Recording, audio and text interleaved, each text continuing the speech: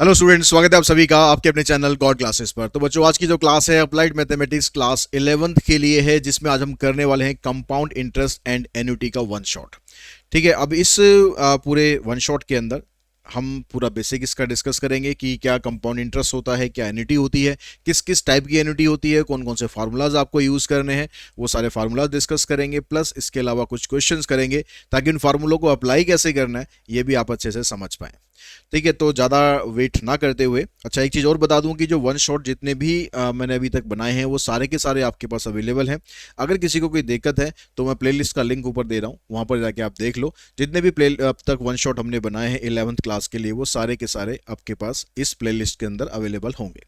ठीक है, और जो रह गए हैं, जैसे आप लोगों की डिमांड आ रही है कि सेट्स का प्ले चाहिए आपको, तो उस इसके बाद हम उसका प्रिपेयर करेंगे। तो सेट्स का फिर होपफुली कल ही आपको वन शॉट इसका मिल जाएगा। तो उसके बाद हम नेक्स्ट जो हमारे पास जो सबसे पहले टॉपिक है, उस टॉपिक के बारे में बात कर लेते हैं। ये कंपाउंड इंटरेस्ट जब हम निकालते हैं, ठीक है, कंपाउंड इंटरेस्ट हो या सिंपल इंटरेस्ट हो, तो इनके लिए कुछ चीज़ों की आपको ज़रूरत पड़ती है। उन चीज़ों की नॉलेज आपको होनी चाहिए कि क्या क्या चीज़ उसमें क्या होती है। तो सबसे पहले हम बात करते हैं कि इंटरेस्ट की। इंटरेस्ट से पहले हम बात करते हैं प्रिंसिपल की। ठीक है, प्रिंसिपल का मतलब यहाँ पर वो स्कूल वाले प्रिंसिपल साहब नहीं है। ठीक है, प्रिंसिपल का मतलब है यहाँ पर कि जो पैसा हम उधार लेते हैं या उधार देते हैं। ठीक है, लोन अमाउंट। ठीक है, जो हम लेंगे या फिर देंगे, जो भी होगा, तो जो लोन अमाउंट होता है उसको हम बोलते हैं प्रिंसिपल। ठीक है, अब प्रिंसिपल के बाद फिर मान लो किसी को कोई पैसा हम दे रहे हैं। ठीक है, हमने किसी को लोन दिया। अब हम लोन ऐसी तो एवं तो देंगे नहीं। ठीक है, तो उसके लिए कुछ ना कुछ इंटरेस्ट चार्ज करेंगे, कुछ ना कुछ हमारा प्रॉफिट भी तो होना चाहिए। ऐसे अगर हम कहीं से लोन लेंगे तो वो हमको एवं फ्री में तो देगा नहीं, तो उसका भी कुछ प्रॉफिट होना चाहिए। तो वो प्रॉफिट वो कैसे कमाएगा? इंटरेस्ट के थ्रू कमाएगा। तो वो कहेगा कि भाई मैं आपको पैसा दे रहा हूँ तो मुझे इतना इंटरेस्ट चाहिए, इतना परसेंट इंटरेस्ट चाहिए। ठीक है, तो उसने जितना भी अमाउंट देगा उसका उस परसेंटेज के हिसाब से हम इंटरेस्ट कैलकुलेट करेंगे, जो उसका फायदा होगा। ठीक है, जो उसका फायदा उसे मिलने वाला है, उसी को हम यहाँ पर बोलेंगे इंटरेस्ट। अब जब हम पैसा रिटर्न करने जाएंगे तो रिटर्न करने में जो पैसा आपने लिया है वो भी आप देंगे, और जो इंटरेस्ट उसका बनता है, यानी जो फायदा उसका बनता है, वो भी उसे हम देंगे। तो इन दोनों को जब मिलाकर हम पैसा वापस करते हैं तो उसको बोला जाता है अमाउंट। ठीक है, रेट रेट ऑफ इंटरेस्ट मतलब जो इंटरेस्ट का रेट होगा, वो यहाँ पर उसको हम रेट से डिनोट करते हैं, आर से डिनोट करते हैं। और जितने टाइम के लिए आप पैसा लेते हो, वो यहाँ पर आपका ये टाइम को उसको रिफ्लेक्ट करता है। ठीक है, आपने 1 साल के लिए लिया, 2 साल के लिए लिया, जितना भी होगा वो टाइम उसको यहाँ पर रिफ्लेक्ट करता है। तो किसी भी क्वेश्चन के अंदर ये सारी चीज़ें इंक्लूड होती हैं। ठीक है, इनमें से कुछ चीज़ें हमें दी होंगी, कुछ चीज़ें हमसे पूछेगा। ठीक है, ये डिपेंड करता है क्वेश्चन के ऊपर। अब जो सिंपल इंटरेस्ट का जो फार्मूला है, पहले हम उसको देख लेते हैं। वैसे टॉपिक तो आपका कंपाउंड इंटरेस्ट का है, और आपका कंपाउंड इंटरेस्ट का ही क्वेश्चन आएगा, सिंपल इंटरेस्ट का क्वेश्चन नहीं आएगा, लेकिन कहीं कहीं हमें उसके फार्मूले की ज़रूरत पड़ेगी। तो सिंपल इंटरेस्ट का मतलब क्या होता है? सिंपल इंटरेस्ट का मतलब होता है कि जब आप लोन लेते हो तो उस लोन पे जो आपका प्रिंसिपल अमाउंट है, हमेशा इंटरेस्ट उसी पर ही कैलकुलेट होता है। ठीक है, इसको हम बोलते हैं फ्लैट फ्लैट इंटरेस्ट। हमेशा इंटरेस्ट उसी पर ही कैलकुलेट होता है। तो जितना भी हमने लोन लिया, मान लो 10,000 का लोन लिया, अब चाहे आप उसको 1 महीने में दे रहे हो या 1 साल में दे रहे हो या 2 साल में दे रहे हो या 10 साल में दे रहे हो, जितना भी टेन्योर होगा, तो हमेशा जो इंटरेस्ट काउंट होगा वो 10,000 पर ही काउंट होगा। अब वो इंटरेस्ट कैसे काउंट होगा, उसका फार्मूला हमारे पास क्या रहता है कि प्रिंसिपल, जो आपका प्रिंसिपल अमाउंट है, रेट, किस रेट से आपको इंटरेस्ट पे करना है, कितने टाइम के लिए आप ले रहे हो। यहाँ पर जो ये टाइम होता है नंबर ऑफ ईयर्स में होता है। ठीक है, नंबर ऑफ ईयर्स में, और डिवाइडेड बाय 100 करेंगे तो उससे आपको मिल जाएगा सिंपल इंटरेस्ट। कि उसको सिंपल इंटरेस्ट के हिसाब से अगर हम देखेंगे तो कितना उसको इंटरेस्ट मिलने वाला है, कितना उसको फायदा मिलने वाला है, ये फार्मूला हमें ये बताता है। उसके बाद बात करते हैं कंपाउंड इंटरेस्ट की। अब सिंपल इंटरेस्ट और कंपाउंड इंटरेस्ट में डिफरेंस क्या होता है कि जब आप कंपाउंड इंटरेस्ट निकालते हो तो कंपाउंड इंटरेस्ट में जो इंटरेस्ट आपका बना है, उस इंटरेस्ट के ऊपर भी फिर दोबारा इंटरेस्ट लगता है। ठीक है, जैसे मान लो 10,000 का हमने लोन लिया, 10,000 का हमने लोन लिया, और उस पर कहा कि उसने भाई 10% का इंटरेस्ट होगा, तो 10% का हमने इंटरेस्ट निकाला। ठीक है, और हम 1 साल की बात कर रहे हैं अभी कि 1 साल के अंदर कितना इंटरेस्ट बना, तो इसको हम कैलकुलेट कर लेंगे। ये 10,000 और 1,000 रुपये हमारा इंटरेस्ट बन गया। ठीक है, यानी 1 साल का इंटरेस्ट 1,000 रुपये बन गया, अगर मैं सिंपल इंटरेस्ट के हिसाब से बात करूं तो। अगर मैं इसको 2 साल के लिए लेता हूं, अगर मैं इसको 2 साल के लिए लेता हूं, तो यहाँ पर टाइम आ जाएगा 2 साल, और इसको आप सॉल्व करेंगे तो ये बन जाएगा 2000। इसी तरह मैं 3 साल के लिए लूंगा तो 3000, 4 के लिए लूंगा तो 4000। तो उसमें क्या होगा, आपके पास हमेशा जो इंटरेस्ट है ना वो आपका इस प्रिंसिपल के ऊपर ही काउंट हो रहा है। ठीक है, इस प्रिंसिपल के ऊपर ही काउंट हो रहा है। लेकिन जब हम कंपाउंड इंटरेस्ट निकालेंगे तो जैसे हमने पहले साल का निकाला इंटरेस्ट, तो पहले साल का इंटरेस्ट हमारा आ गया 1000। तो अगली बार का जब इंटरेस्ट काउंट होगा ना, नेक्स्ट ईयर के लिए जब इंटरेस्ट काउंट होगा, तो हमारा प्रिंसिपल 10,000 नहीं रह जाएगा। हमारा प्रिंसिपल 10,000 में जो इंटरेस्ट हमें पे करना था वो इंटरेस्ट भी ऐड हो जाएगा, यानी 10,000 प्लस 1,000 यानी 11,000 का इंटरेस्ट बनेगा। फिर इस पर हम काउंट करेंगे कि इस पर आपको कितना इंटरेस्ट देना है। तो यहां पर इंटरेस्ट बनेगा आपका 1100। ठीक है, अगले साल के लिए। तो अगर हम देखें भाई, पहले साल का इंटरेस्ट 1000 था, दूसरे साल का 1100 है, तो टोटल मिलाकर इंटरेस्ट बना आपका 2 साल का 2100। लेकिन अगर हम सिर्फ सिंपल इंटरेस्ट वाले फार्मूले से काउंट करते तो हमारा इंटरेस्ट बनता 2000, यानी 100 रुपए का फर्क यहां पर आ रहा है। तो वो 100 रुपए का फर्क क्यों आ रहा है, जो पहले साल का इंटरेस्ट बना था उसके ऊपर भी हमारा 10% इंटरेस्ट और लगा था। तो 100 रुपए पर अगर मैं 10% का इंटरेस्ट करूंगा, 100 रुपए नहीं सॉरी 1000 रुपए था, 1000 रुपए पर अगर मैं 10% का इंटरेस्ट करूंगा तो 100 रुपए और हमारा वहां से बढ़ जाएगा। तो ये दोनों में बेसिक डिफरेंस होता है। तो एज ए अगर कंज्यूमर हम बात करें तो सिंपल इंटरेस्ट से अगर हम लेते हैं लोन तो वो हमें आसान पड़ता है, वो हमें सस्ता पड़ता है। लेकिन कंपाउंड इंटरेस्ट से लेते हैं तो वो हमें महंगा पड़ता है, क्योंकि इंटरेस्ट के ऊपर भी हमें इंटरेस्ट पे करना होता है। तो इंटरेस्ट जब हम कंपाउंड इंटरेस्ट निकालते हैं तो उसमें फार्मूला हमारे पास ये रहता है, प्रिंसिपल इनटू में 1 plus rate upon 100 raise to power n-1। ठीक है, ये फार्मूला याद करना है। इसके बजाय बेटर ये रहता है कि हम ये वाला फार्मूला यूज करें। इससे आपको निकलेगा टोटल अमाउंट। तो टोटल अमाउंट यानी जो आपने लोन लिया था और जो आप इंटरेस्ट पे करने वाले हो, उन दोनों का एडिशन करके जो वैल्यू बनती है वो हमारे पास ये फार्मूला ये बनता है। अगर आप सिंपल इंटरेस्ट या कंपाउंड इंटरेस्ट निकालकर अगर आप टोटल अमाउंट निकालना चाहते हैं तो टोटल अमाउंट का फार्मूला प्रिंसिपल प्लस इंटरेस्ट बनता है। अगर आपने सिंपल इंटरेस्ट से लिया तो यहाँ सिंपल लिख देंगे, अगर आपने कंपाउंड इंटरेस्ट से लिया तो यहाँ पर कंपाउंड लिख देंगे। ठीक है, लेकिन कंपाउंड इंटरेस्ट जब आप कैलकुलेट करते हो तो बेटर है, अगर मान लो सपोज आपको कंपाउंड इंटरेस्ट भी निकालना है, आपको अमाउंट भी निकालना है, तो बेटर रहेगा कि आप अमाउंट निकालो। तो इसमें क्योंकि आपको ये जो -1 वाला जो पंगा है ये यहाँ पर नहीं होता है, सिर्फ आपको इसको सॉल्व करना है। फिर जब आपका अमाउंट निकल जाएगा उस अमाउंट में से प्रिंसिपल को माइनस कर देना, तो हमारे पास बन जाएगा इंटरेस्ट। तो इंटरेस्ट आप डायरेक्टली ऐसे भी निकाल सकते हो, इंटरेस्ट आप ऐसे भी निकाल सकते हो। ठीक है, मर्जी आपकी है कि आपको किस तरह से कन्वीनियंट पड़ता है उस तरीके से आप यहाँ पर निकालें। तो ये फार्मूले हो गए कंपाउंड इंटरेस्ट के और अमाउंट के। इसके अलावा फिर हम आगे चलते हैं। जो नेक्स्ट आपके पास यहाँ पर जो चीज़ें दे रखी हैं उनको थोड़ा ध्यान से आप समझ लेंगे, क्योंकि यहाँ पर जो भी हमने फार्मूला कराया है, ये वाला फार्मूला जो हमने किया है अमाउंट का, इसमें जो रेट ऑफ इंटरेस्ट है ना वो हमेशा एक जैसा रहता है। ठीक है, 10% है तो वो 10% ही रहता है। और दूसरी चीज़, अगर आप सिंपल इंटरेस्ट या कंपाउंड इंटरेस्ट निकालते हो लेकिन आपका जो उसमें कंपाउंडिंग है वो एक ही बार हो रही है, मतलब अगर हम एनुअल की बात करें तो सिंपल इंटरेस्ट और कंपाउंड इंटरेस्ट अगर आप दोनों में से किसी भी तरीके से पहले 1 साल का इंटरेस्ट निकालोगे तो वो हमेशा सेम ही रहेगा। ठीक है, अगर कंपाउंडिंग एक ही बार हो रही है तो। कंपाउंडिंग आगे जाके और समझेंगे हम डिटेल में। अब ये कहता है कि अगर रेट ऑफ इंटरेस्ट जो है ना वो हर साल का अलग अलग है, जैसे पहले साल का R1% है, दूसरा R2% है, फिर तीसरा R3% है, ऐसे जितने साल तक आप लोन लेते हो तो उसमें जो इंटरेस्ट है वो अलग अलग है।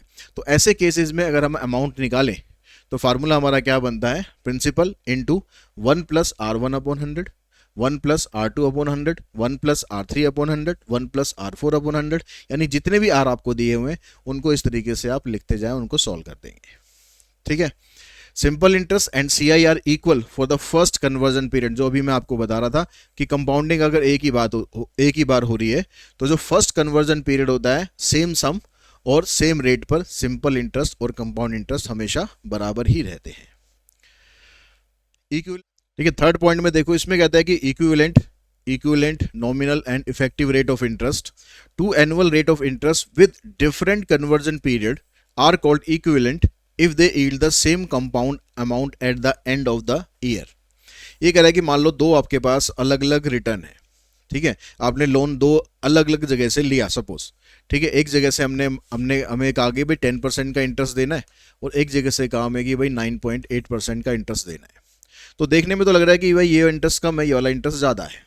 ठीक है, लेकिन अब डिपेंड करेगा कि साल में इंटरेस्ट कितनी बार कंपाउंड हो रहा है, उसका कन्वर्जन पीरियड कितना है। वो कहेगा कि भाई साल में एक ही बार कैलकुलेट करेंगे, या फिर साल में 2 बार कैलकुलेट करेंगे। 2 बार कैलकुलेट करने का मतलब हो गया हाफ ईयरली। अगर वो कहता है कि साल में भी 4 बार कैलकुलेट करेंगे तो क्वार्टरली। तो इस तरह से अगर दो हमारे पास अलग अलग ऑप्शंस हैं और उन दोनों का कन्वर्जन पीरियड अलग अलग है, लेकिन साल के एंड में जाके हम जब देखते हैं तो हमारे पास जो इफेक्टिव रेट ऑफ इंटरेस्ट आता है दोनों का, अगर वो सेम आता है, ठीक है, साल के एंड में अगर हम देखें कि दोनों का इफेक्टिव रेट ऑफ इंटरेस्ट अगर सेम आ रहा है, तो उस केस में हमें कहेंगे कि भाई यहाँ से हमें ये दोनों जो इंटरेस्ट है ना वो ऑलमोस्ट सेम ही है। ऑलमोस्ट सेम क्या, सेम ही है, ठीक है, यहाँ पर कोई डिफरेंस नहीं है, दिखाई दे रहा है डिफरेंस, लेकिन जब इफेक्टिव रेट ऑफ इंटरेस्ट है ना वो एक्चुअल में आपको बताएगा कि ये दोनों सेम है या इन दोनों में कोई सा कम या ज़्यादा है। तो इफेक्टिव रेट ऑफ इंटरेस्ट, आगे हम उसका फार्मूला समझते हैं कि if the nominal rate is R% compounded P times in year, then effective rate of interest per rupee is this. यानी अगर हमने कोई इंटरेस्ट लिया, ठीक है, नॉमिनल रेट ऑफ इंटरेस्ट अगर R% है और कंपाउंडिंग उसमें P टाइम्स हो रही है, तो P टाइम्स का मतलब है कि भाई वो कहता है कि भाई हाफ ईयरली कैलकुलेट करना है। हाफ ईयरली का मतलब हो जाएगा P की वैल्यू 2 हो गई, साल में 2 बार कैलकुलेट हो रहा है। वो कहेगा क्वार्टरली हमने इसको कैलकुलेट करना है, मतलब P की वैल्यू 4 आ गई, ठीक है, हर 3-3 महीने बाद। वो कहता है कि मंथली कैलकुलेट करना है, तो इसका मतलब है P की वैल्यू 12 आ गई। तो P की जो भी वैल्यू होगी उसके हिसाब से हम इफेक्टिव रेट ऑफ इंटरेस्ट निकालेंगे। तो ये फार्मूला रहता है 1+R/100P raise to power P -1। इसको परसेंटेज में कन्वर्ट करने के लिए बाद में 100 से मल्टीप्लाई कर देंगे, तो वो आपका इफेक्टिव रेट ऑफ इंटरेस्ट बनता है। तो रियल इंटरेस्ट रेट, तो रियल इंटरेस्ट रेट क्या होता है कि जो आपको नॉमिनल रेट ऑफ इंटरेस्ट बताया गया, ठीक है, नॉमिनल का मतलब है कि जो बताया गया डिक्लेयर्ड रेट ऑफ इंटरेस्ट, उसमें से अगर हम इन्फ्लेशन रेट को माइनस कर दें, ठीक है, जो हमें इंटरेस्ट बताया गया लेकिन उसमें से अगर हम इन्फ्लेशन रेट को माइनस कर दें सॉरी, तो उस केस में जो इन दोनों का डिफरेंस आता है उसको हम बोलते हैं रियल इंटरेस्ट रेट। उसके बाद आता है फिर equal instalment with compound interest. अगर हमने कहीं से लोन लिया हुआ है तो लोन वापस करने के लिए हमें उसकी इंस्टॉलमेंट बनवानी पड़ती है। तो इंस्टॉलमेंट बनवाने के लिए जो फार्मूला होता है, जो लोन अमाउंट है हमारे पास यहाँ पर रखेंगे, लोन अमाउंट इक्वल्स टू उसकी वैल्यू क्या आएगी, P इंटू में 100 प्लस R, यहाँ पर 100 प्लस R की पावर 2, यहाँ पर 3, मतलब जितनी इंस्टॉलमेंट होंगी उतनी पावर आप यहाँ पर लेके जाएंगे। 3 इंस्टॉलमेंट है तो 3 में कर दो, 4 है तो 4 कर दो, 5 है तो 5 कर दो, ठीक है। तो लोन अमाउंट आपका निकल जाएगा। P का मतलब है यहाँ पर वैल्यू ऑफ ईच इंस्टॉलमेंट, जो आप एक इंस्टॉलमेंट दे रहे हो ये उसकी वैल्यू है। इसके बाद नेक्स्ट टॉपिक है हमारे पास एन्युटी। तो एन्युटी का मतलब क्या होता है, annuity is a sequence of equal payment made eight equal interval of time.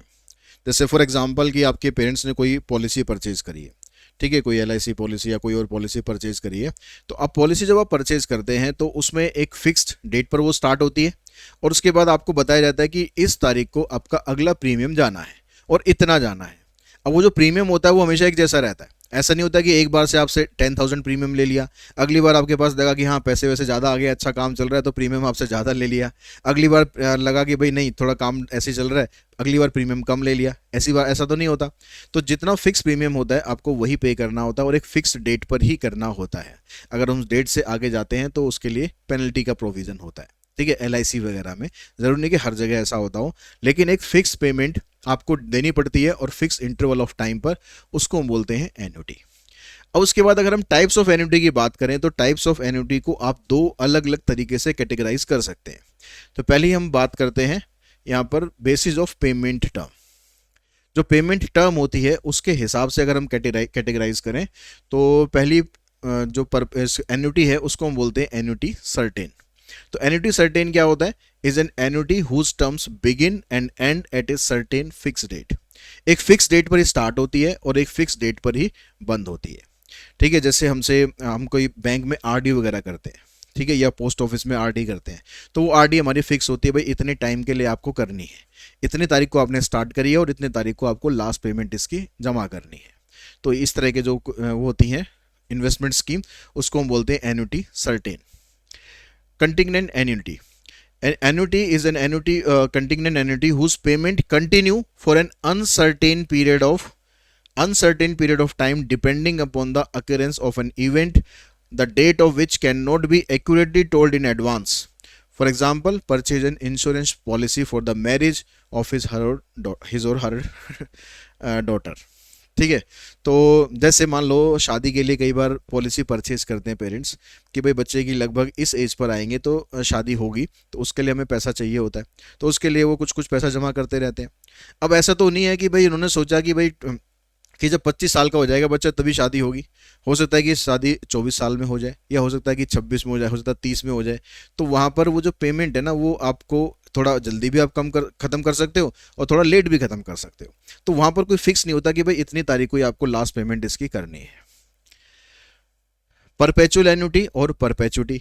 अब परपेचुटी में क्या होता है कि इसमें एक जो पीरियड है वो तो पीरियड कोई फिक्स नहीं होता, इसमें टाइम स्टार्ट करने का तो फिक्स होता है, एंड करने का कोई टाइम ही नहीं होता। ठीक है, इसमें तो फिर भी टाइम होता है। जो कंटिंजेंट एन्युटी होती है इसमें तो फिर भी टाइम होता है कि भाई जो बच्चे की शादी होगी उस समय तक उस हम ये पॉलिसी चलाएंगे, उसके बाद ये खत्म। ठीक है, लेकिन परपेचुटी में ये कभी खत्म ही नहीं होती, ये हमेशा चलती रहती है। ठीक है, जैसे मान लो कोई ऑर्गेनाइजेशन है, वो कहती है कि हम बच्चों को भाई स्कॉलरशिप देना चाहते हैं, तो उसके लिए कुछ पैसा वो बैंक में जमा कर देते हैं, वहाँ से उन्हें कुछ इंटरेस्ट मिलता है, उस इंटरेस्ट की हेल्प से वो हर बार बच्चों को कुछ ना कुछ स्कॉलरशिप देते रहते हैं। ठीक है, और वो हमेशा के लिए चलता रहता है, उसको हम बोलते हैं परपेचुटी। इसको आप डिटेल में 12th क्लास में और डिटेल में पढ़ोगे, इसका एक स्पेसिफिक टॉपिक है पूरा।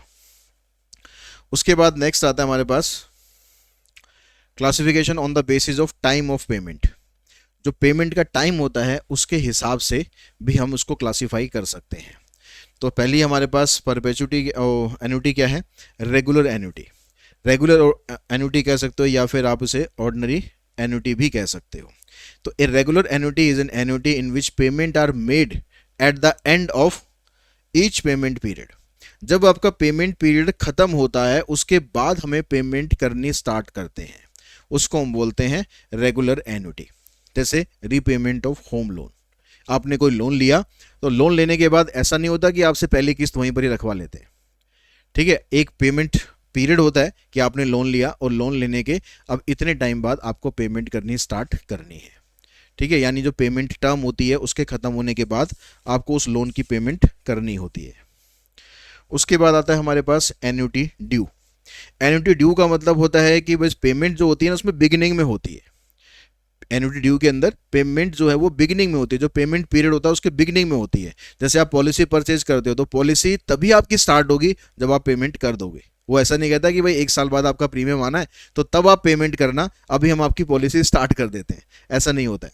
जिस दिन से आपने पैसा दिया, यानी पैसा आपको पहले देना है, उसके बाद आपकी पॉलिसी स्टार्ट होती है, उसके बाद फिर आप रेगुलर पेमेंट कर सकते हैं।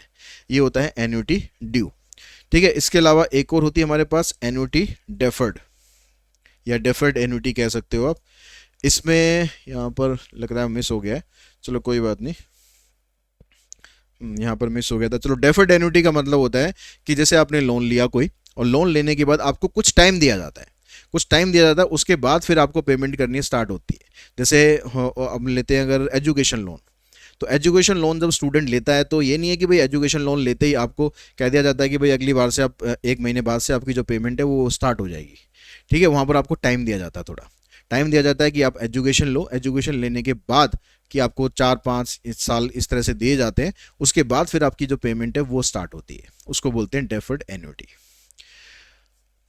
अब यहाँ पर जो अमाउंट ऑफ रेगुलर एन्युटी है उसका formula present value of annuity due, इन सब के फार्मूले हम पढ़ेंगे, डेफर्ड एन्युटी, एन्युटी ड्यू और रेगुलर एन्युटी। ठीक है, इन सब की प्रेजेंट वैल्यू और इनकी फ्यूचर वैल्यू, ये सारे फार्मूले यहाँ पर हैं। तो अगर हम इसकी फ्यूचर वैल्यू की बात करें, पहले हम बात कर रहे हैं रेगुलर एन्युटी की। ठीक है, अमाउंट ऑफ एन्युटी कह सकते हो या फिर फ्यूचर वैल्यू कह सकते हो। तो अमाउंट ऑफ एन्युटी क्या होता है हमारे पास, आर इंटू में 1 plus I raise to power n minus 1 divided by I. R का मतलब यहाँ पर है जो आप रेगुलर पेमेंट कर रहे हो, उसको आर से यहाँ पर डिनोट किया गया। सारे फार्मूले में जहाँ भी आर है, आर का मतलब है कि जो रेगुलर पेमेंट आप दे रहे हो। अब इसी क्वेश्चन को ये कहता है कि आपको एन्युटी टेबल से करना है, तो एन्युटी टेबल में आपको इसकी वैल्यू दी जाएगी, इन क्वेश्चन को करने के लिए आपको इसकी वैल्यू दी जाएगी। ठीक है, ज़्यादातर स्कूल्स के अंदर आपको डायरेक्टली वैल्यू ये देनी चाहिए, ये नहीं कि आपको लॉग टेबल यहाँ पर यूज़ करनी पड़ेगी। ठीक है, आपको वैल्यू भी डायरेक्टली मिलनी चाहिए, तो डायरेक्ट वैल्यू अगर मिलेगी आपको बस यहाँ पर पुट करना है और उसको सॉल्व करना है। ठीक है, अगर एन्युटी टेबल यूज़ करनी होती है तो ये वाली वैल्यू आपको मिलेगी, या फिर एन्युटी टेबल देंगे। अगर आपका स्कूल का सिस्टम ऐसा है कि आपको डायरेक्ट वैल्यू नहीं देते हैं, आपको टेबल देते हैं, तो फिर आपको टेबल मिलेगी या तो ये वाली या फिर ये वाली। ये वाली का मतलब है लॉग टेबल यूज़ करें, और ये वाली का मतलब है कि आपको डायरेक्ट वैल्यू यूज़ करनी है टेबल से देख कर ही। ठीक है। अब इसी की अगर हम बात करें रेगुलर एन्युटी की प्रेजेंट वैल्यू की, तो ये प्रेजेंट वैल्यू का फार्मूला है, ये प्रेजेंट वैल्यू का फार्मूला। इस फार्मूले में इस फार्मूले में फर्क क्या है, देखो इन दोनों को स्विच कर दिया, वन को इधर लिया है, इसको इधर लिया है, लेकिन जब इसको इधर लाए हम तो इसकी पावर माइनस में हो गई है, ठीक है, माइनस एन, बाकी सब कुछ चीज़ें वही हैं। और यहाँ पर जब ये वाला फार्मूला आप ले रहे हो एन्युटी टेबल वाला, तो एस एन बाई आई की जगह यहाँ पर ए एन बाई आई है। अगर हम एन्युटी ड्यू की बात करें जिसमें पेमेंट स्टार्टिंग में ही होती है, तो पेमेंट स्टार्टिंग में होती है तो इस वाले फार्मूले में आप यहाँ पर वन प्लस आई और मल्टीप्लाई कर देंगे, ठीक है, यही फार्मूला है लेकिन इसके अंदर वन प्लस आई मल्टीप्लाई कर देंगे, और यहाँ पर एस एन की जगह एन प्लस वन हो जाएगा, और यहाँ पर एक माइनस वन और एक्स्ट्रा बन जाएगा। अगर आप इसकी प्रेजेंट वैल्यू निकालते हैं तो सेम चीज़ रहेगी, यहाँ पर आप वन प्लस आई मल्टीप्लाई कर देंगे, ठीक है, और यहाँ पर n की जगह n माइनस वन हो जाएगा, और वन प्लस करना है आपको, इसमें माइनस वन हुआ है उसके अंदर प्लस वन किया जाता है। अगर हम डेफर्ड एन्युटी की बात करें तो डेफर्ड एन्युटी के अंदर हमें पता है कि जो पेमेंट होती है कुछ टाइम के बाद स्टार्ट होती है, लेकिन अगर हम उसकी फ्यूचर वैल्यू निकालना चाहें, अमाउंट निकालना चाहें कि टोटल अमाउंट कितना बनेगा, तो उसके लिए ये वाला फार्मूला ये वाला फार्मूला सेम है, ठीक है, ये दोनों फार्मूले तो सेम है, लेकिन जो प्रेजेंट वैल्यू होगी उसका फार्मूला डिफरेंट होगा।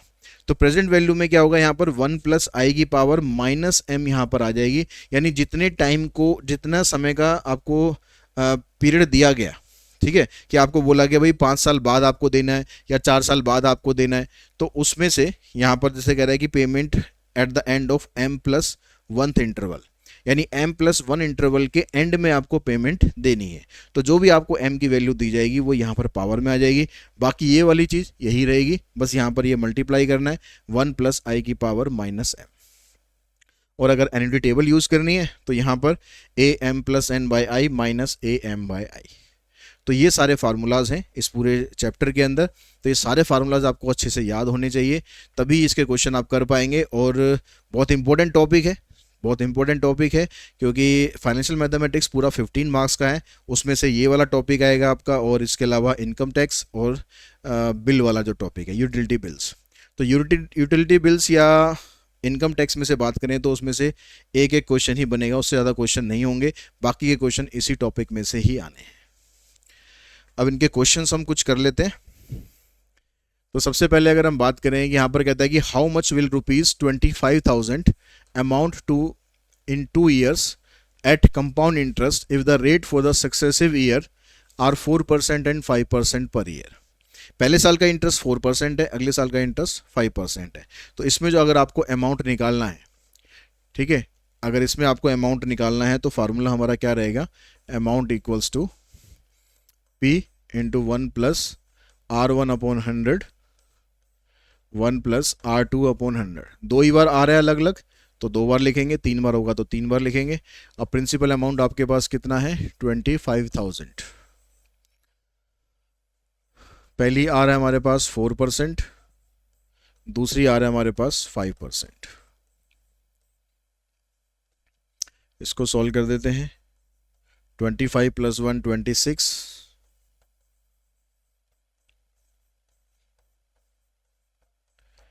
ठीक है, यहाँ पर 20 से कैंसिल हो जाएगा, 20 और 1 21, प्लस नहीं आएगा मल्टीप्लाई।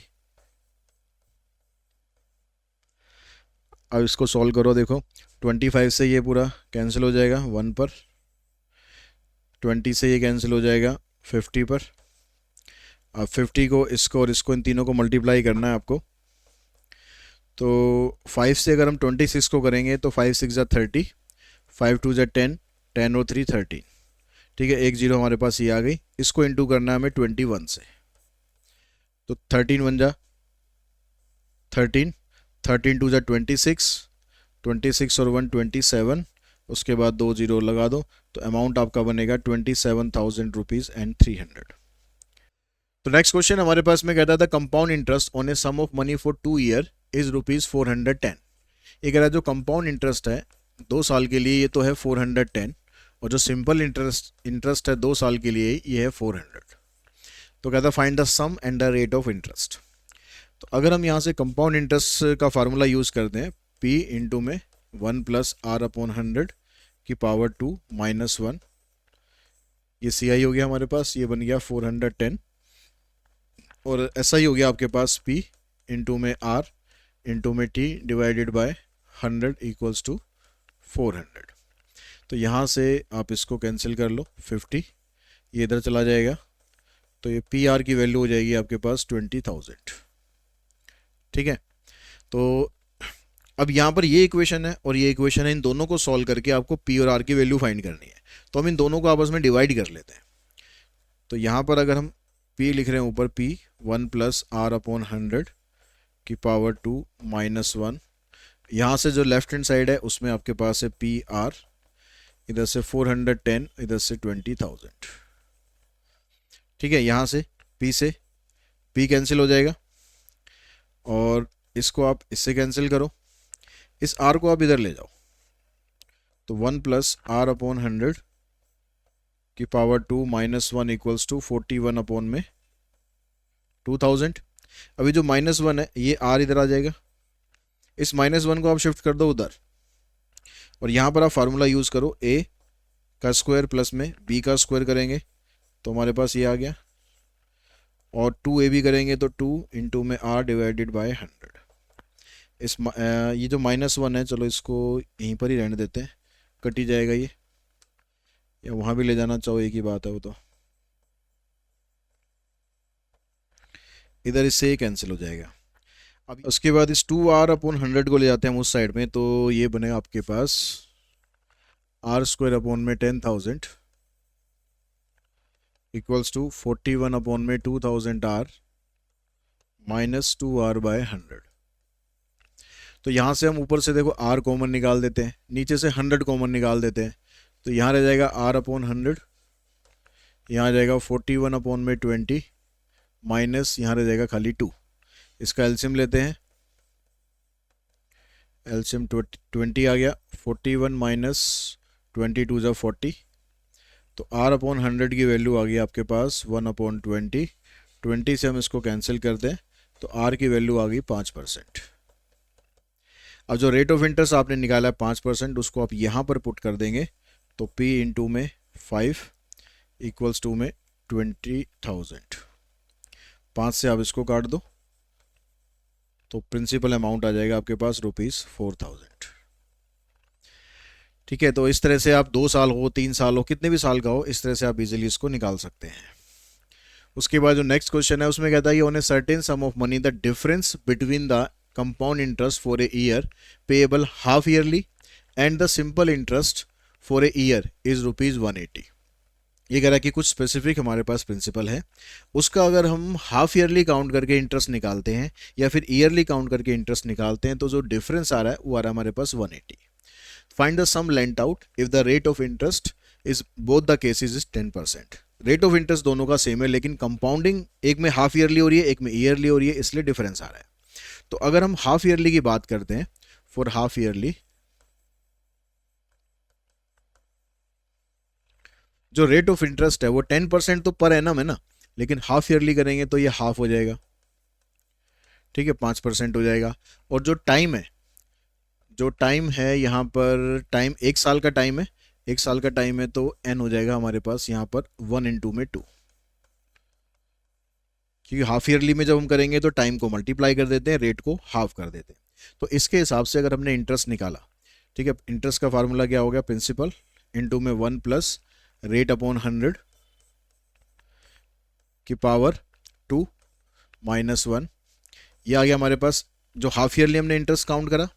फिर माइनस अगर हम ईयरली काउंट करते हैं तो प्रिंसिपल तो सेम ही रहेगा, आर आपका आ जाएगा 10%, पावर इसकी रहेगी 1 माइनस 1, और इन दोनों का जो डिफरेंस है ये हमारे पास है 180।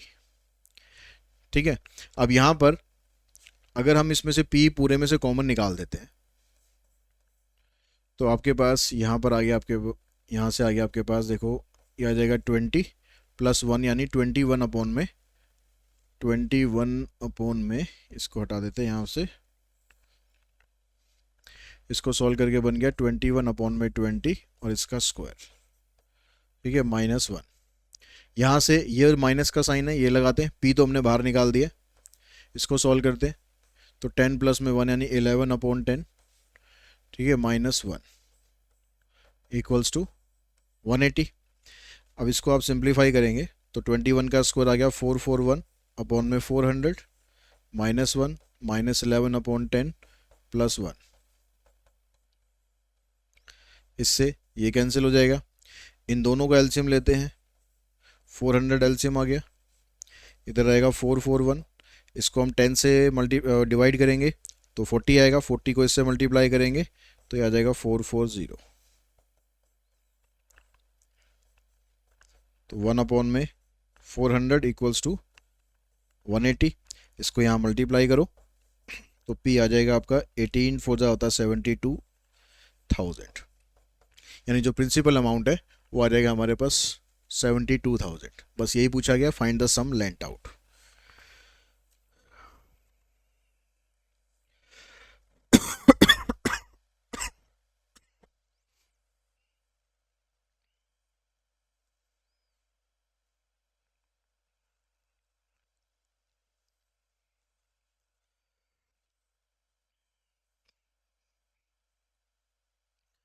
उसके बाद जो नेक्स्ट क्वेश्चन है उसमें चलते हैं। कहता है मनी इन्वेस्टेड इन किसान विकास पत्र doubles in 6 years, what is the rate of interest. हमने जो किसान विकास पत्र खरीदा, जितने भी अमाउंट का खरीदा था वो अमाउंट हमारा डबल हो जाता है 6 साल के अंदर। तो यानी अगर हमारा प्रिंसिपल रुपीज एक्स है, मतलब हमने एक्स रुपए का बॉन्ड खरीदा है वो, तो अमाउंट हमारा डबल हो जाता है यानी 2x हो जाता है, जिसमें टाइम लगता है हमें 6 ईयर्स का। तो रेट ऑफ इंटरेस्ट कितना होगा। तो यानी यहाँ पर अमाउंट का फार्मूला आप यूज़ करेंगे, amount equals to principal 1 plus में rate upon 100 raise to power n। तो अमाउंट हमारे पास 2x है, प्रिंसिपल हमारे पास x है, r हमें निकालना है, इसकी पावर है 6, इस x से ये x हो गया कैंसिल। अब समस्या ये है कि यहाँ पर पावर 2 होती या 3 होती तो ठीक है, हम इसको सॉल्व कर सकते हैं, या फिर जो रेट निकालने वाले क्वेश्चन होते हैं उसमें ऐसा बनता है कि जितनी पावर यहाँ पर बनती है उतनी ही यहाँ पर जो नंबर आता है उसकी पावर सेम बन जाती है। तो ऐसे क्वेश्चन में हम पावर सेम करके उसको कैंसिल कर देते हैं और दोनों के बेस को इक्वेट कर देते हैं। लेकिन अगर ऐसा क्वेश्चन आ जाए जहाँ पर पावर बहुत ज़्यादा हो और दूसरा यहाँ पर ऐसा कोई वैल्यू ना बने कि भाई इसकी पावर 6 करने पर ये टर्म बनती है, तो ऐसे क्वेश्चंस में आपको लॉग का यूज़ करना पड़ेगा। अब लॉग का यूज़ करने के लिए आपको यहाँ पर दोनों साइड यहाँ पर लॉग लेना है, यहाँ भी आप लॉग लेंगे ताकि ये जो 6 ऊपर पावर में है ये पावर से नीचे आ जाए, क्योंकि लॉग की प्रॉपर्टी होती है कि अगर इसका आर्ग्यूमेंट की कुछ पावर होती है तो ये पावर आगे आ जाती है। तो ये बनेगा log 2 इक्वल्स टू में log 6 log 1 plus r upon 100। ठीक है, अब यहाँ से आपको ये जो 6 है, इस 6 को हमें यहाँ से हटाना पड़ेगा। log 2 की वैल्यू हमें यहाँ पर निकालनी पड़ेगी, हमें क्वेश्चन में दे रखी होगी log 2 की वैल्यू, या फिर हमें टेबल प्रोवाइड करेंगे।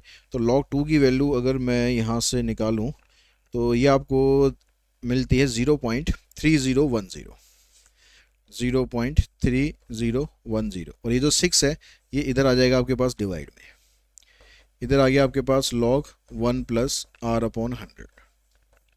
अब 6 से आप इसको डिवाइड कर लेंगे तो डिवाइड करने पर आएगा 0.0501।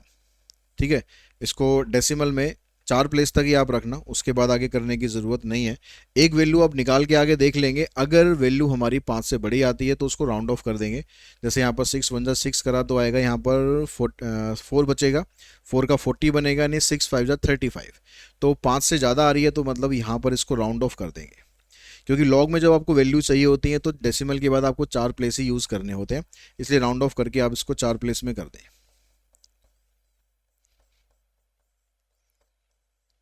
अब हमें यहाँ से इस लॉग को हटाना है, तो लॉग को हम इधर लाएंगे तो ये एंटी लॉग बनेगा।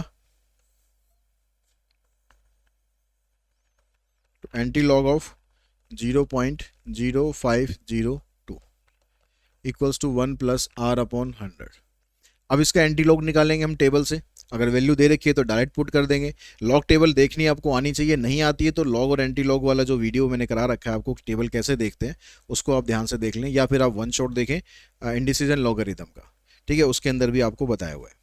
तो इसका जो एंटी लॉग है हमारे पास वो आ रहा है 1.123, 1.123, इसका एंटी लॉग 1.123।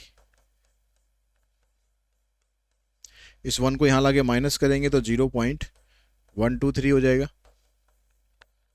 100 से यहाँ मल्टीप्लाई करेंगे तो आर आ जाएगा आपके पास 12.3%।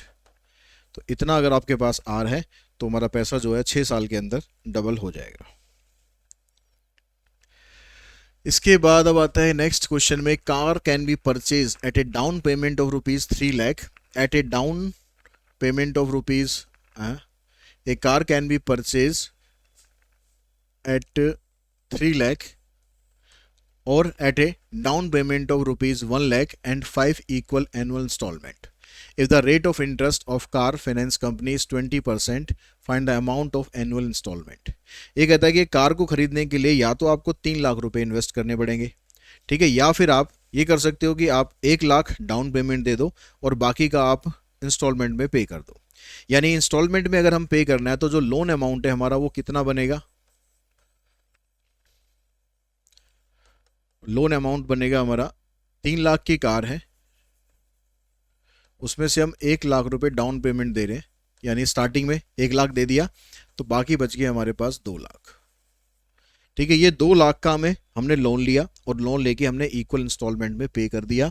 रेट ऑफ इंटरेस्ट 20% दे रखा है, तो अमाउंट ऑफ एनुअल इंस्टॉलमेंट आपको बताना है। अब यहाँ पर जो फार्मूला होता है, फार्मूला क्या होता है हमारे पास कि लोन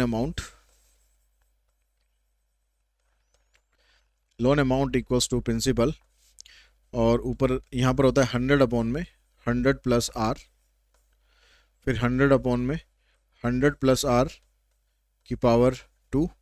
इस तरह से जितनी भी इंस्टॉलमेंट है, तो यहाँ पर कितनी इंस्टॉलमेंट है ऐसा लिखा हुआ है 5 इक्वल इंस्टॉलमेंट है, तो आपको ये 5 बार तक जाना है।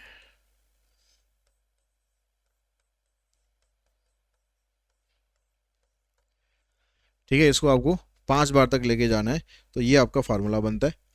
ठीक है, इसमें बीच में यहाँ तो आ जाएगा आपके पास ये, और ये वाली टर्म आ जाएंगी बीच में प्लस साइन।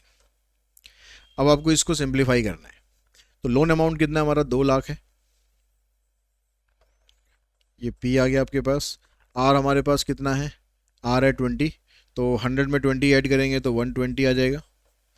ये 100 अपॉन में 120 का स्क्वायर, इस तरह से करके आपके पास 100 अपॉन में 120 की पावर 5। अब यहाँ से आप इसको इतना सॉल्व कर सकते हो कि 5 से आप इसको कैंसिल कर सकते हो, तो ये कितना बनेगा आपके पास P, 5 से कैंसिल करेंगे तो 5/6, तो ये 5/6, ये 5/6 का स्क्वायर, फिर 5/6 का क्यूब, 5/6 की पावर 4 और 5/6 की पावर 5। इसको सिंप्लीफाई करते हैं, यह आ जाएगा 25/36, ये आएगा 125 अपॉन में 216, फिर इसको 5 से मल्टीप्लाई कर दो ऊपर 5 से, नीचे 6 से करोगे 36, 6 और 3 9, 6 दूनी 12, इसको 5 से करोगे 3125, इसको 6 से करो 6 6 36, 6 निम 54 और 3 57, 6 दूनी 12, 5 17, 6 और 1 7, ये आपके पास बन गया। ठीक है, इसका अब इसको सॉल्व करने के लिए हम थोड़ा इसको इजी करने के लिए ये कर लेते हैं, इसमें से 5/6 कॉमन निकाल लेते हैं, तो यहाँ पर बचेगा 1, यहाँ पर बचेगा 5/6, यहाँ बचेगा 25/36, यहाँ बचेगा 125/216, और यहाँ बचेगा 625 अपॉन में 1296। ठीक है, आप यहाँ पर भी कॉमन निकाल सकते थे, थोड़ा कैलकुलेशन और आसान हो जाती, तो कोई बात नहीं। चलो अब यहाँ से आप एलसीएम ले लो इसका, 1296 एलसीएम आएगा, तो यहाँ तो 1296 बन गया, प्लस 6 से अगर हम इसको डिवाइड करते हैं तो आएगा 216, और 216 को 5 से मल्टीप्लाई करोगे तो आ जाएगा 5 31, 5 और 3 8 और 5 दूनी 10। 36 से अगर हम इसको डिवाइड करते हैं तो 36 ही आएगा, और 36 को 25 से मल्टीप्लाई करोगे तो 25 से 150 बचे 15, 25 से 75 और 15 हो गए 90। ठीक है, प्लस 216 से अगर हम डिवाइड करते हैं इसको तो बनेगा 6, और 6 से इसको मल्टीप्लाई करोगे 6 पंजे 30, 6 दूनी 12 और 3 15, और 6 कम 6 और 1 7, प्लस ये आपके पास 625 आ जाएगा। अब इन सबको हम सिंप्लीफाई करते हैं तो हमारे पास इस साइड में लेफ्ट हैंड साइड में तो है 2 लाख, यहाँ पर आ गया P इंटू 5/6 इंटू, इन सबको ऐड करो 6 और 5 11, ठीक है, बचा 1 हमारे पास, 9 और 1 10, 10 और 8 18, 18 5 23, 23 और 2 25, बचे 2, 2 और 2 4, 4 और 9 13, 13 और 7 20, 20 और 6 26, बचे 2, 2 और 1 3 और 1 4, 4651 डिवाइडेड बाय 1296।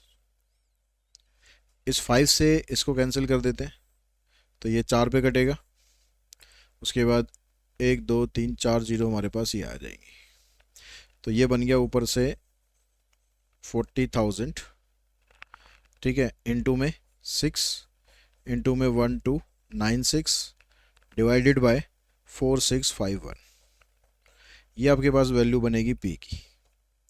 तो इसको अगर हम सॉल्व करें, तो 6 4 जा 24 हो गया, तो 1296 को 24 से मल्टीप्लाई कर लेते हैं तो ये आ रहा है हमारे पास 31104, 31104 1 2 3 4 डिवाइडेड बाय 4651। तो इसको अगर हम 31104 1 2 3 4 डिवाइडेड बाय 4651 कर दें तो ये बन रहा है हमारे पास 66875, 66875, ठीक है, ये आपके पास आ जाएगा। अब यहाँ पर अब बुक में अगर आप देखोगे तो ये सारी इसने लॉग वैल्यूज़ यूज़ कर रखी हैं यहाँ पर, इसलिए आंसर में थोड़ा सा हमारा डिफरेंस आ रहा है। हमने डायरेक्टली कैलकुलेट किया है, तो वैल्यू अगर छोटी है, अगर आपको लग रही है कि आप इजीली कैलकुलेट कर सकते हो तो कर दो, अदरवाइज़ फिर आपको लॉग टेबल ही यूज़ करनी पड़ेगी, या फिर लॉग वैल्यूज़ दे रखी होंगी तो फिर आप लॉग टेबल ही यूज़ करें यहाँ पर। उसके नेक्स्ट क्वेश्चन में कहता है कि find the nominal rate is 5% compounded monthly, फिर फाइंड द, नहीं यहाँ पर फाइंड नहीं आएगा, यहाँ पर आएगा if the nominal rate is 5% compounded monthly then find the corresponding effective rate of interest. तो नॉमिनल रेट आपको 5% दिया हुआ है, और जो P है आपके पास ये दे रखा है 12, ठीक है, तो 5% का मतलब 0.05 ही आ गया, या 5% ही आप लिख लें, जैसे मर्जी यूज़ करें। तो इफेक्टिव रेट ऑफ इंटरेस्ट का फार्मूला होता है 1 + R/100 P⁻P -1। तो R दे रखा है आपको 5, परसेंटेज का 100 यहाँ पर आपको दिया हुआ है, और P की वैल्यू 12 है, यहाँ पर पावर 12 -1।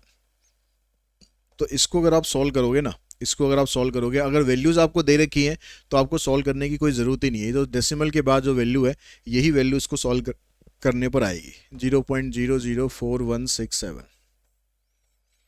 अगर नहीं दे रखी है तो वो सॉल्व कर लेना, तो ये बनेगा 1.004167 की पावर 12 -1।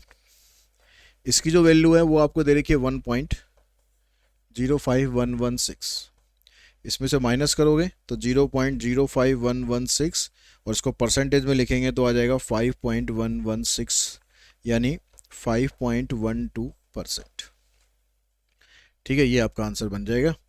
तो ये जो इफेक्टिव रेट ऑफ इंटरेस्ट है ये भी इंपॉर्टेंट टॉपिक है 12th क्लास के लिए भी, इसका भी एक पर्टिकुलर चैप्टर आपको, चैप्टर अलग से एक्सरसाइज है पूरी इफेक्टिव रेट ऑफ इंटरेस्ट की, तो इसको भी आप बड़े ध्यान से करना।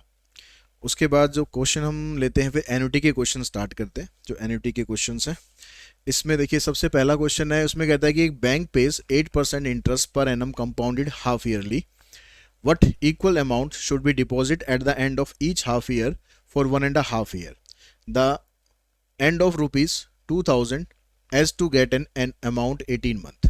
तो ये कह रहा है कि भाई हमें कितना पैसा जमा करना चाहिए अगर हमें 8% इंटरेस्ट के हिसाब से अगर हम चलें, और हमारे पास जो अमाउंट है टोटल 18 महीनों के बाद इतना अमाउंट इकट्ठा होगा। तो आपको अमाउंट दे रखा है इतना, ठीक है, ये आपको अमाउंट दे रखा है, कितना पैसा आपको जमा करना है ये निकालना है। रेट ऑफ इंटरेस्ट है 8%, लेकिन जो 8% है ये पूरे साल का है, लेकिन कंपाउंडेड क्या हो रहा है, हाफ ईयरली, तो यानी यहाँ पर 4% रह जाएगा 0.04। और जो टाइम है, टाइम यहाँ पर 1.5 ईयर है, तो इसको भी आप 2 से मल्टीप्लाई कर देंगे। 1.5 का मतलब हो गया 3/2 इंटू में 2, तो ये बन जाएगा 3 हाफ ईयर। तो रेगुलर एन्युटी का जो फार्मूला था, अब ये रेगुलर एन्युटी बन रही है क्योंकि आप जो पेमेंट जमा कर रहे हो ना, वो एक जैसी पेमेंट जमा कर रहे हो। तो अमाउंट ऑफ रेगुलर एन्युटी का फार्मूला हो गया A इक्वल्स टू में R 1 + I raise to power n - 1 divided by I। तो आपके पास जो अमाउंट है टोटल इकट्ठा होना है 2000, ये आपको बताना है। I मतलब R जो हम लेते हैं, इसको I भी लिख सकते हो। तो ये कितना है 0.04 इसकी पावर 3 -1 डिवाइडेड बाय 0.04। ये 0.04 को यहाँ मल्टीप्लाई कर दोगे 2000 इंटू 0.04, यह आ जाएगा 1.04 की पावर 3 -1। तो इसको इससे मल्टीप्लाई करेंगे 4 2 8, 0 आ जाएगा इधर, बाकी डेसिमल के बाद 0 आएंगे, उनका कोई फ़ायदा नहीं है। तो 1.04 का कर लो आप क्यूब, ठीक है। 1.04 का 104 104 104 104, तो ये बन रहा है 1124 1124 864, और डेसिमल आ जाएगा यहाँ पर 2 4 6, यानी इधर आ जाएगा डेसिमल -1। तो 1 में से आप इसको माइनस करोगे तो आ जाएगा 0.124। इसको आप राउंड ऑफ करके बस यहीं पर ही ख़त्म कर दो, 1249, डेसिमल के बाद 4 प्लेस पे ख़त्म कर दो। इसको आप यहाँ पर लाओ, तो R की वैल्यू निकालने के लिए 80 को आपको डिवाइड करना पड़ेगा 0.1249 से। अब इसको डिवाइड करने के लिए यहाँ से डेसिमल हम हटाते हैं, तो ऊपर 4 0 लगा दो, और इन दोनों को जितना कट सकता है तो काट दो। काटने के बाद जो बचेगा वो आपकी वैल्यू बनेगी, ठीक है। तो ये वैल्यू हमारी लगभग बन रही है 640, ठीक है। लगभग वैल्यू बन रही है, थोड़ा बहुत डिफरेंस आंसर में आ सकता है। ये हमारे पास वैल्यू आ जाएगी इसकी। उसके बाद जो नेक्स्ट क्वेश्चन है उसमें कहता है कि एक man borrows ₹10,000 and agree to pay back in 3 equal instalment of 6 months each. The first payment to be made at the end of 6 months of borrowing. यानी जब उसने पैसा उधार लिया तो उसके 6 महीने के बाद वो पेमेंट करना स्टार्ट कर रहा है। तो calculate the value of each instalment if the interest is charge 10% per annum. तो अब आपको ये बताना है कि आप जो हर एक इंस्टॉलमेंट वो दे रहा है उसकी वैल्यू क्या है, मतलब आ रही है, आपको बताना है। अभी उसने जो पैसा लिया है वो कितना लिया है पैसा, उसने लिया है 10,000। तो ये मतलब प्रेजेंट वैल्यू हो गई कि अभी उसने जो पैसा लिया हमसे वो 10,000 लिया है, फिर वो हमें इंस्टॉलमेंट में पे कर रहा है। तो यहाँ पर आपको फार्मूला यूज़ करना है प्रेजेंट वैल्यू का। तो प्रेजेंट वैल्यू वाले फार्मूले में जो अमाउंट होगा आपका पास, यहाँ पर ए की जगह लिखेंगे हम P। तो फार्मूला हमारे पास क्या बनता है, P इक्वल्स टू में R 1 - 1 + I की power -n divided by I, ठीक है। ये प्रेजेंट वैल्यू का फार्मूला हो गया। तो अभी जो उसने पैसा हमसे उधार लिया वो है 10,000, तो यहाँ पर 10,000 आ जाएगा। अभी जो इंस्टॉलमेंट वो दे रहा है ये हमें निकालना है। अब रेट ऑफ इंटरेस्ट कितना है, रेट ऑफ इंटरेस्ट 10% है, लेकिन पेमेंट जो हो रही है हाफ ईयरली हो रही है ना, ठीक है। 3 equal instalment of 6 months each, हर 6 महीने बाद वो पेमेंट कर रहा है। तो यानी आई या आई कह सकते हो, फार्मूले में हम आई लिखते हैं। तो 10/2 मतलब 5% हो गया, यानी 0.05। तो यहाँ पर आपको पुट करना है 0.05 इसकी पावर -n। n कितना हो जाएगा, 3 पेमेंट उसे देनी है, ठीक है। 3 equal instalment of 6 months each, यानी n की वैल्यू होगी आपके पास 3। अब यहाँ पर 3 ही इंस्टॉलमेंट है तो n की जगह आपको 3 रखना है। अगर वो 3 ईयर बोलता तो फिर हम यहाँ पर इसका डबल कर देते, 3 2 6 कर देते। तो अब यहाँ से यहाँ पर हमने रखा 3 डिवाइडेड बाय आ गया आपके पास आई कितना हुआ 0.05। फिर 0.05 को आप यहाँ आगे मल्टीप्लाई करोगे तो ये बन जाएगा आपके पास 500 R 1 माइनस इसकी जो वैल्यू होगी आपके पास 1.05 की पावर -3। अब इसकी वैल्यू अगर आपको दे रखी है तो ठीक है, नहीं दे रखी है तो फिर लॉग टेबल का यूज़ करके इसकी वैल्यू आप निकालें। तो 1.05 की पावर -3 की वैल्यू है हमारे पास 0.8638, 0.8638। होपफुली ये वैल्यू आपको मिलनी चाहिए, ठीक है, बजाय टेबल वेबल देखने के या लॉग टेबल देखने के, ये वैल्यूज़ आपको मिलनी चाहिए डायरेक्टली।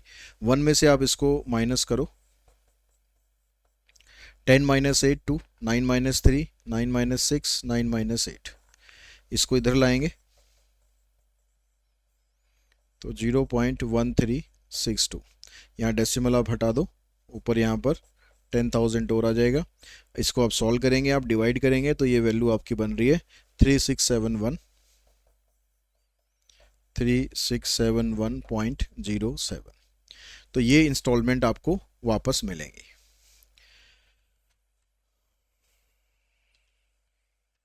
अब नेक्स्ट क्वेश्चन देखो, इसमें कहता है कि what equal payment made at the beginning of each year for 10 years, यानी एन आपको 10 दे दिया, will pay for a piece of land price at ₹4 lakh, जो लैंड का जो प्राइस है वो है 4 lakh rupees, if money is worth 7% per annum compounded annually. आई आपको दे दिया 7%, और क्योंकि पर एनम कंपाउंडेड एनुअली है तो कुछ चेंजेस आपको नहीं करने हैं। और यहाँ पर जो लैंड का प्राइस है आज के समय पर वो दे रखा है आपको 4 लाख, तो ये आपको प्रेजेंट वैल्यू दे रखी है, ठीक है। जो वो लैंड हमारे पास अभी 4 लाख की है उसको हमें खरीदना है, ठीक है, 10 साल बाद हमें उसको खरीदना है। अब 10 साल बाद खरीदेंगे तो उसकी जो वैल्यू है वो भी तो चेंज होगी ना, तो उसके हिसाब से हमें देखना है कि हमें कितना पैसा इकट्ठा करना चाहिए। तो इसमें फार्मूला प्रेजेंट वैल्यू वाला लगाएंगे, तो प्रेजेंट वैल्यू इक्वल्स टू में R 1 - 1 + I की power -n divided by I into में 1 + I, ये फार्मूला हो गया, ठीक है, प्रेजेंट वैल्यू का। तो 4 लाख प्रेजेंट वैल्यू है, आर हमें निकालना है कि कितना पैसा हमें जमा करना चाहिए, आई 0.07 की पावर माइनस कितनी होगी 10 डिवाइडेड बाय 0.07 इंटू में 1 + 0.07, इसको यहाँ मल्टीप्लाई कर दो, 7 4 जा 28, डेसिमल के बाद 2 0 छोड़ दो,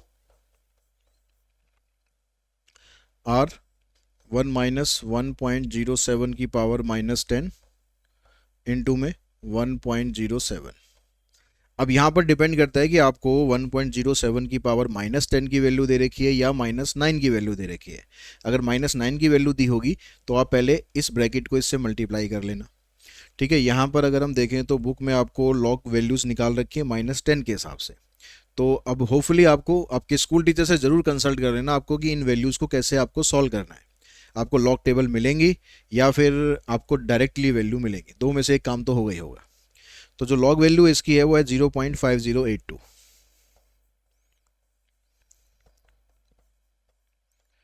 0.5082।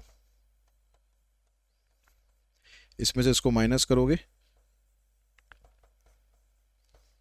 तो 10 - 2 9 - 8 9 - 0 9 - 5 इंटू में 1.07, इन दोनों वैल्यूज़ को इसके नीचे लाएंगे,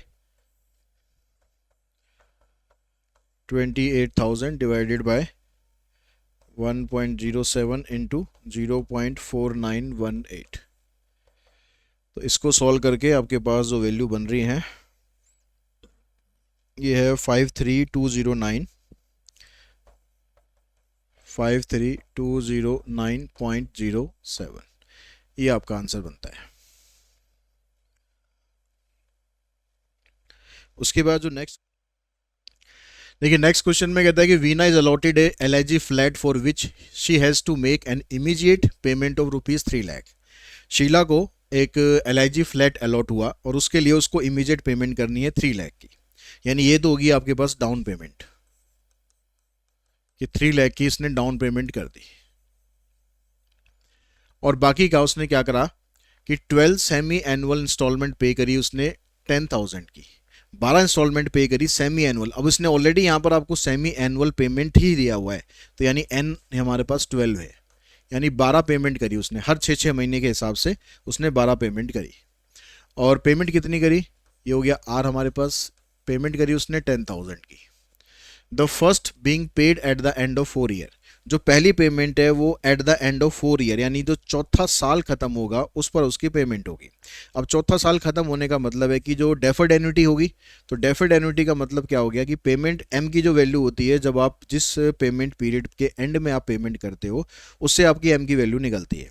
तो अगर हम हाफ ईयरली करके करें, हाफ ईयरली करके करें तो पहले साल में ये 2 पेमेंट हुई, अगले साल में ये 2 पेमेंट हुई, फिर अगले साल में ये 2 पेमेंट हुई, फिर अगले साल में ये 2 पेमेंट होनी है। ठीक है, ये पहला साल, ये दूसरा साल, ये तीसरा साल, ये चौथा साल।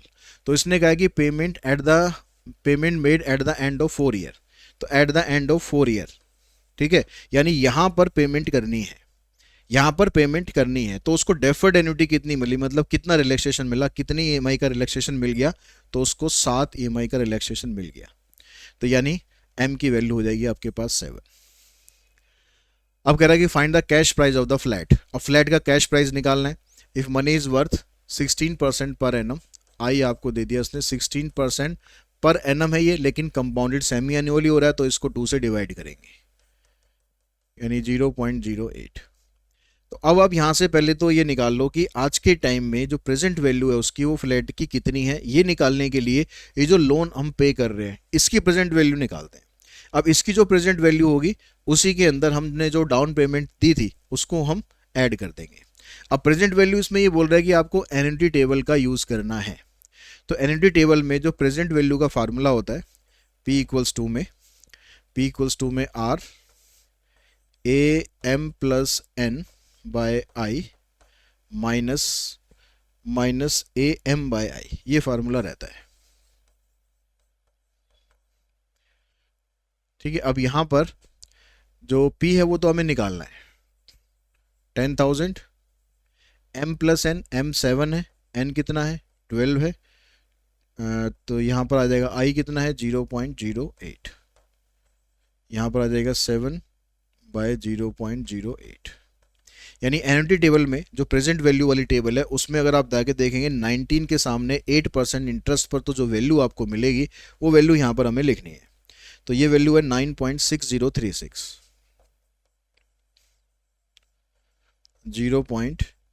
9.6036, 9.6036।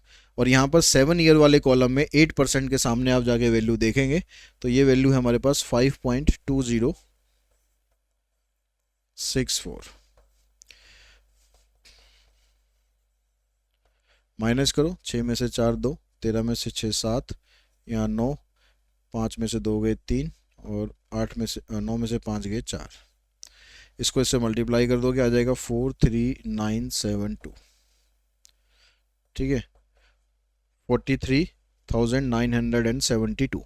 ये हमने जो इंस्टॉलमेंट हम पे कर रहे हैं 10-10 हज़ार की उसकी प्रेजेंट वैल्यू ये बनेगी। तो कैश प्राइस हमें कितने का पड़ेगा, cash price of flat 3 lakh तो हमने डाउन पेमेंट दी थी और 43,972 ये हो गया, टोटल मिलाकर बन गया 3,43,972 रुपीज़। इतने का ये फ्लैट हमें मिल सकता है। तो आज की इस क्लास में यहीं तक क्वेश्चन करते हैं। होपफुली आपको इसके सारे क्वेश्चन अच्छे से समझ में आ गए होंगे, सारा कंसेप्ट अच्छे से क्लियर हो चुका होगा। नेक्स्ट वीडियो में मिलते हैं बहुत जल्दी। आज की इस वीडियो में इतना ही। Thanks to all of you.